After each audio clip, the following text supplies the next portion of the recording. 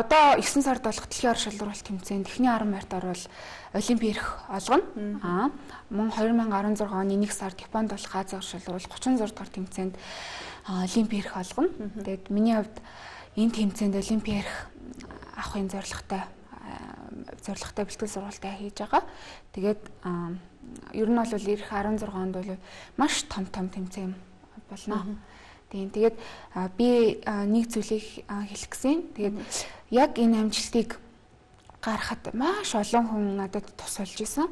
Тэгээд яг нөгөө нэргүй хэрний маш их одоо энэ амжилтын одоо цаана нуугдаж байгаа хүмүүс байдаг. Хэд хэдэн хүмүүсийг хэлэхэд би багшийнхаа эхнэрийг онцлмаар байна. Тэгээд манай багш эхнэр одоо өвчтөе эмнэлэгт твтэж байгаа. Тэгээд бөөрийн хаалган дараа эмнэлэгт твтэж байгаа. Тэгээд миний хувьд бол маш их харамсалтай байгаа.